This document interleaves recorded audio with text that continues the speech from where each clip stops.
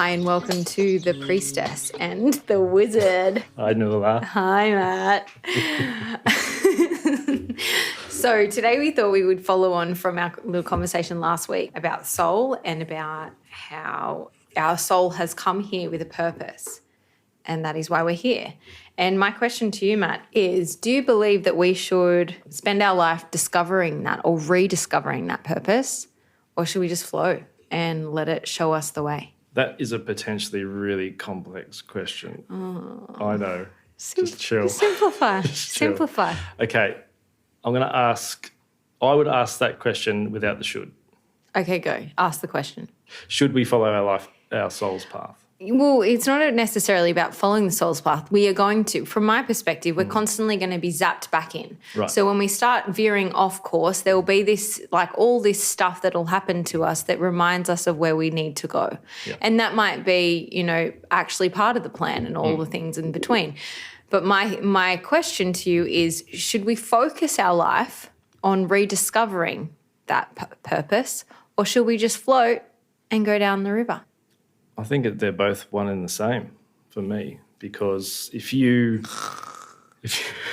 Yeah. It's generally not the same thing, Matt. if you follow the soul's path, Yes. it's going to be the path of least resistance. Right. So that is the equivalent of Going down the river. the river. And I'll take that facial. Okay. Is it not? But that's true. But my point isn't that I agree with. Right. My point is, should I be trying to rediscover it? Do I spend time seeking that soul purpose, or do I just accept who I am as I am and continue to feel the bumps that keep pushing me down the river? Good. So I'm glad we now rephrase the question so we can start now. Good. So Was it different question? yeah, it's really, I think some souls would come here to do that for sure, just happy with the bumps. And that's paradoxically their soul purpose, to do that. Okay. I think when we're talking about soul, it's more about, last time we spoke about that infinite intelligence, Yeah. that source energy. Source energy that starts somewhere and then becomes life. Mathematically, it would be zero. Scientifically, it would be represented as a zero, or Okay. an empty circle that's paradoxically full of nothing. Right. The soul is an expansion of that. Right. So the soul really just wants to experience. Now, whether that's a good experience or a bad experience, that's entirely up to the person, right? So whether let's say you go through something, whether that's a good thing, bad thing, great thing, terrible thing, that is entirely up to you, because that's going to be completely shaped by who you are as a person, your values, your beliefs in what right and wrong is, good and bad, etc. That's all going to shape that experience for you. So you and I could go through the same thing. One of us would hate it, one of us would love it. Yeah. Perception. Yeah. So it all comes back to the perception. So for me, I think it is just the path. It's the lighter, easier path. And if you've ever gone against kind of, let's say, your dream or what you feel drawn to, Yeah. it inevitably ends up in pain, sometimes disease, sometimes dysfunction, anything that doesn't feel good generally. Yeah. Okay. So I'm with you. My question isn't that, Matt. My question is more about, there are seekers in life. Yes. So you could say, so we are on this life, we have a soul purpose that is driving us, and everything feels good when we are moving in that direction. Yep. My point is that now that I'm conscious Yep. of that, should I seek to rediscover the purpose, or should I just float down the river? We're just going to get Can you hear the difference? every time. You didn't answer my question. Should the seeker seek The answer The of answer. rediscovery. Should we seek that? So I'm just trying to understand, is that important? So from my perspective, I wouldn't say it is. Okay. I wanted to know what your perspective was. That's why we're here. I'm trying to... I've given it to you 3 times. Given me that. The journey of the seeker. Okay, yes. So that's an archetype. The seeker is an archetype. Okay. But the journey of the seeker is to find the truth. So what is the truth? And whatever you want it to be. Well, the truth is essentially what works. Right. The truth is finding your truth as a, let's say, spiritually congruent being. Mm-hmm. Now, if you don't follow that, that is absolutely fine. It's your journey, right? It's not an answer of, well, you should do that, or you could do that, or you would do that. You will or you won't. Yeah, right. So You'll have even an if you easier are... time following it. So therefore, if you're going to have an easier time, would we suggest then that maybe it is a good idea to seek the rediscovering of what that soul's purpose is on this earth, in this moment, in this incarnation? I don't know if I'd say easy, because it often involves some pain. Right. But it is always worth it. That journey is always worth seeking. Yes, I agree, and I hear you in So that. what's your take? Do you want me to ask that 7 different ways? Yes, please. Can you repeat the question? Is it worth, for you, is it worth seeking your truth? For me personally, I feel like... And sorry, just part 2 to that question. How important is that on your priority scale? Right. I feel like more than anything, instead of actually seeking that rediscovery and searching to find it, to find the easier path or the path that is, the potential least resistance, or the potential giving the, finding that way forth in following my Tao or my Tao, and really like honing in on that as an idea. So for example, what we talked about last time was that once spirit splits into soul, and soul actively chooses the life that they want to incarnate into, that when that happens, they have a particular purpose. So for example, the example we had last time was the gardener. Mm-hmm. So a soul chose that they were going to be a gardener. So they chose parents that were specifically capable of demonstrating or supporting that way of being. And my question or my idea is that you will feel like, you've already said this, but it's like it will become a path of least resistance, or it will become a path that creates contentment and joy if you're on the path, if you're following soul's purpose. So whether or not, from my perspective, you're going to spend time thinking mentally about rediscovering that, I believe it's more a feeling.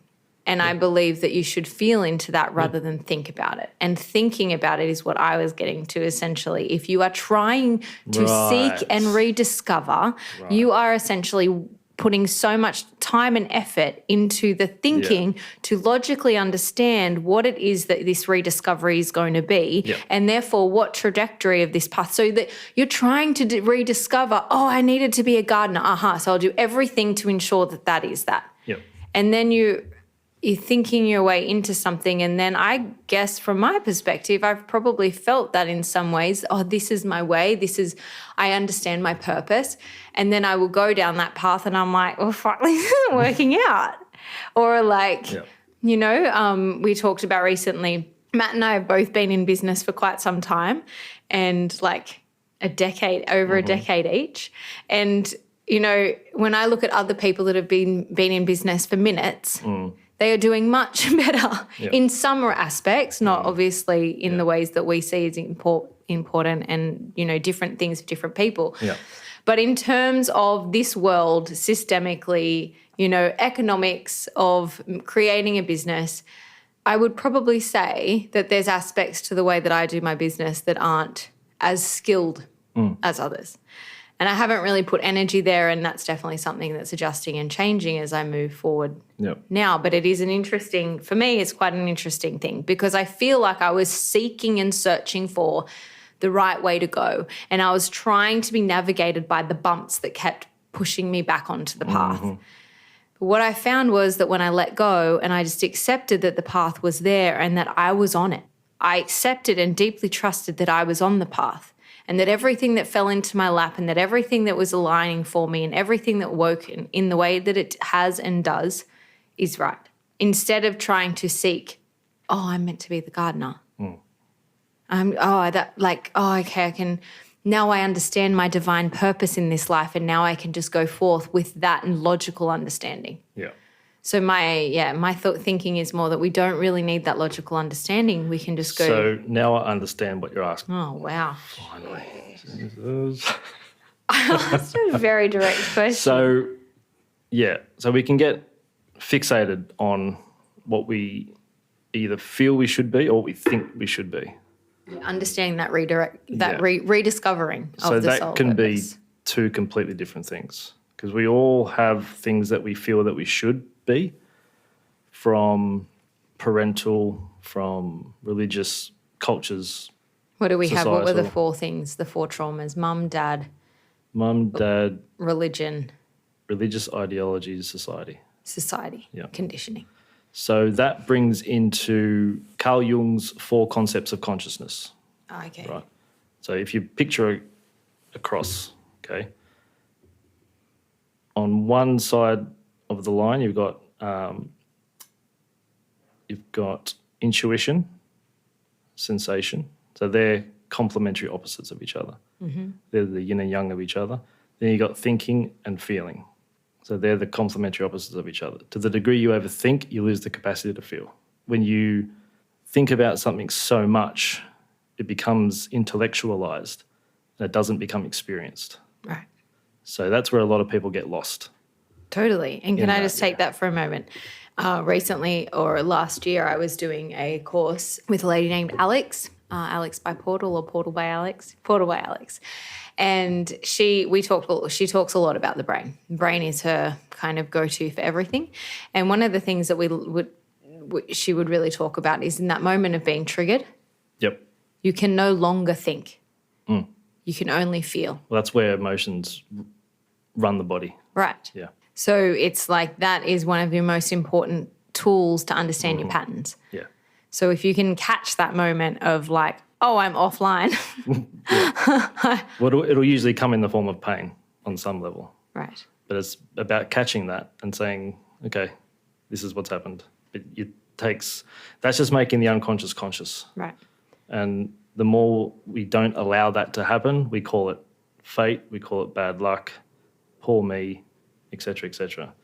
So Carl Jung once said that intellectualism is a common cover-up for direct experience. Now, we can think and think and think and think, but that's going to... So the more we think about something, the more energized it becomes. Yep. If we don't do something with that, then that energy builds up in the mental field and essentially creates anxiety. Yeah. Which is really cool because that's exactly what we would call in terms of earth element. Earth element is all about digestion, and it's all about digestion of all things. So digestion of food and digestion of thought and digestion of anything that's surrounding us, digestion of the environment, the experience we're living. Yep. And so if we're not actually digesting that, or we're not actually reaping the reward of the thought, we're not actually getting something from that. Not absorbing the nutrients of the thought. Yeah. Exactly. So when we're not absorbing or we're not actually seeing the fruits, then we get stuck there. And in our day and age, we are literally we're constantly intellectualizing things, and we're constantly trying to understand it from our from our ego logical mind. Really, yeah. And then when we have that, and so we're getting stuck in that place, but then, if we look around in our world, who are the most successful, so to say, people? They're the ones that think. They're the lawyers, the accountants, the, Fortune 500 businessmen, the ones that are thinking constantly, that are thinking all the time. And that we reward that. But it also depends on the definition of success. Well, I did inverted bracket success, so I'm not... Okay, do you want to talk about success? Well, it's before we get into the success thing. So it reminded me of a client I had years ago. He owned 3 law firms. Mm-hmm. I don't know exactly how that legal world works. We had 3 Practices? practices. That's probably a better word than shop.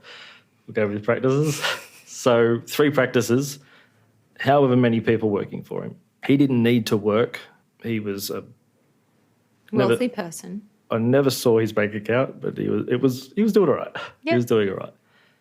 And he was miserable. He worked 18 hours a day to avoid his wife. He had a beautiful home on A beautiful place. overlooking the water. And he could never enjoy it. I said, why don't you enjoy it? Oh, my wife's at home. So some people would call his bank account success. But then what's the point of having all that when you don't get along with your wife and you've got to spend a lot of that money on therapists to try and counter what you've got yourself into? So he was trying to therapize his way out of it, but the original thinking pattern that created the problem still is there. Yes. So because he hasn't, that if we come back to that cross that we were talking about, that thinking, feeling, he hasn't quite nailed that. Now I'm thinking, we've got the thinking, the feeling, and then what was the other one again? Intuition, sensation. Intuition, Yep. sensation. Now does it go up and down too, or is it just the cross line? Oh, it can be up, down. They're just complementary opposites of each other. Why do they cross? That's just the image I got. You just created that image? Oh, okay. Matt's image, everybody. We'll try and draw that for you another time. Maybe we should get a draw board here. Oh, yes. I actually don't want to do that. 'Cause No, it's in my I've head seen now. your We have to drawing. do it. I'm awesome. I can do a mean stick figure. Okay. Okay. Yes. So where were we? Bringing it back or reeling it back into the idea of whether or not we need to intellectualize the rediscovery of our soul purpose. Would Yep. that have made more sense to you? I Much remember some more. better verbiage for you next time.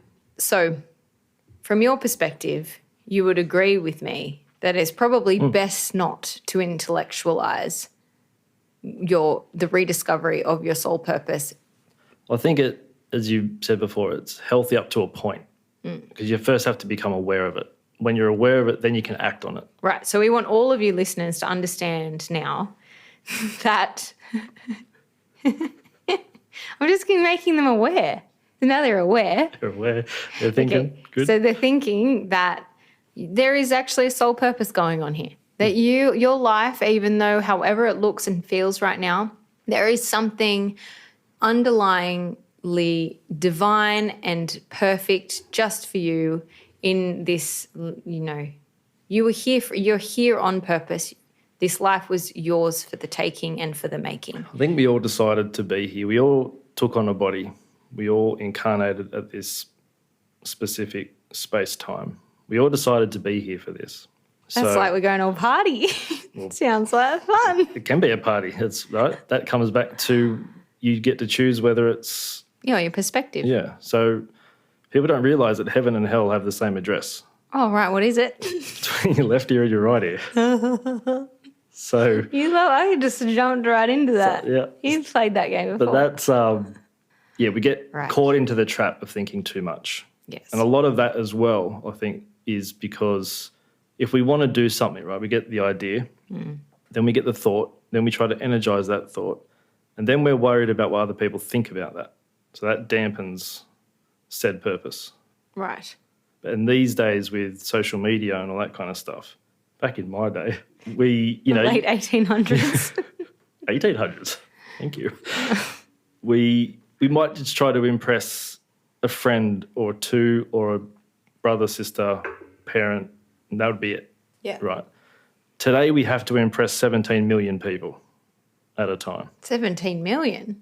Okay, I'll reach for the stars. 100 trillion people. There's not that many people on Earth. What are you talking Use about? your imagination. The collective. Okay, so all the souls on Everyone. Earth. We quote unquote need to impress All the as souls many on Earth. people as we possibly can. Because if someone disagrees with our opinion, our goal, our purpose, even our emotion, how we're feeling, then that's like a poison dart.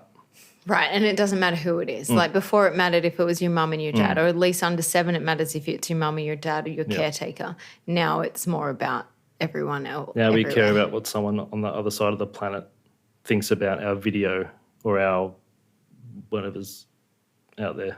Totally.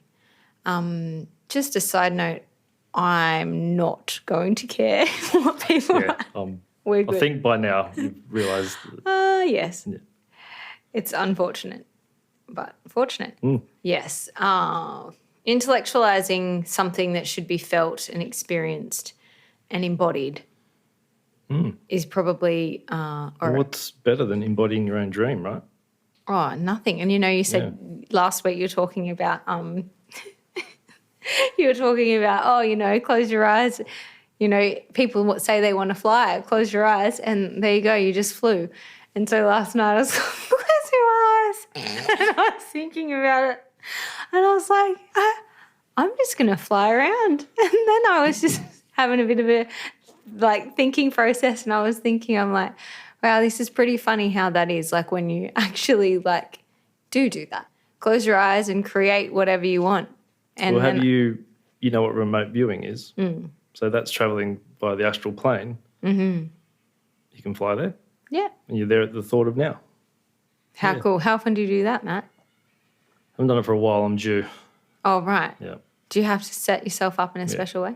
I personally, All right, we should write this down as another option to we'll talk do about. an episode on that. Right. Sounds good. Yeah, okay. So I feel like we've kind of got to the end of my question. That is that maybe we should just live in this now moment in time that we chose rather than trying to rediscover whether I was meant to be a gardener. Well, I think it's important you've got to be really clear in the rediscovering to make sure it's yours, not what someone else wants you to be.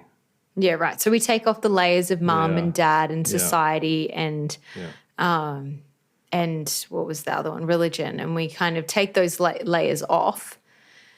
But yeah, that's big. That's big work. I mean, what's the hardest thing we can do in this life? Take those layers off. Well, be yourself. Right. So I can't remember. I think it was Joseph Campbell. The privilege of a lifetime is being yourself. Yeah, okay. So if you can stay connected to that part of you, whether you hit the bumps or not, whether you let go of the oars or however you get there, you'll be on your purpose anyway. Yeah, right. Sometimes we just become a little bit unconscious of certain things for whatever reason, and we need what Paul Check would call the pain teacher to use as little bumper, what are they called? The bumper bolly things, to steer us in that other direction. To bring us back in. So it's really an opportunity to learn about you. And that's really the whole thing, right? Yeah. You learning about you. Yeah. Fantastic. I feel like that about does it for my question. Did I answer it? I don't know. I think I answered it for me and you just jumped Good. in at the end after you re-understood what I was saying. But I think, having a bit of an awareness, I think, is the biggest thing. And then once you've got that awareness, then you can do with it what you want. But obviously, I would recommend not thinking about it too much and trying to feel into what it feels like to actually be in contentment and joy and be on the towel and be in that resonance and vibration that actually just lights you up in a way that you're like, wow, this is life. This is what love is. This is where I really belong. And I chose this place. I chose this moment in time. We all know what the feeling of, the powers that be that created this change that was related to, an illness. And we all got really worried and scared and, we had to find a way out and all these things. And all of a sudden we're sort of in a war zone against this bug. And now we are coming, like we're sort of post that now. But we're also, there's like this whole new movement of like this twist that's trying to do we stay back where we were and do we keep intellectualizing everything and do we keep thinking and then there's this big pull I feel in the other direction that's kind of saying well, in our realm, in our world, is sort of pulling us back, going, you know what, no, like let's feel in, let's remember that we're here for a purpose, that we chose this moment in time. And then in choosing this moment in time, we get to choose how we perceive that. Yeah, I think that if the last couple of years has taught us anything, is that as a culture, as a society, we do overthink. And that creates just a culture of scientific materialism, Yep. right? But as you say, there is a huge calling to get back to well, how does this feel to us? Well, we get told what to do, so we just do it, right? That's the overthinking. That's the paradoxically not thinking, but it's the overthinking at the same time, which is really like the child archetype coming back online and taking over. So that's the unconscious action. And we can just find that place to, firstly, for a lot of people, is letting themselves off the hook. And when they can let themselves off the hook and allow themselves permission to feel good, Yep. that's when you'll have the capacity to actually chase that purpose. Because for some people, it takes kind of spiritual kahunas to follow that. Yeah, okay. To actually identify with what feels good. Identify, then like follow up with it. Big, beautiful stuff, Matt. That's why we're here. We'd like to thank you, listeners, for Sharing. listening in today. And we look forward to seeing you again next time. Thank you, guys. Peace out. See you next week.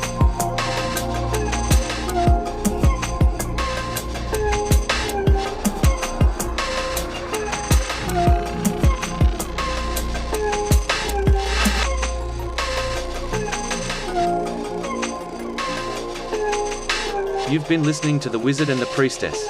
Thanks for stopping by. Stay connected and be open.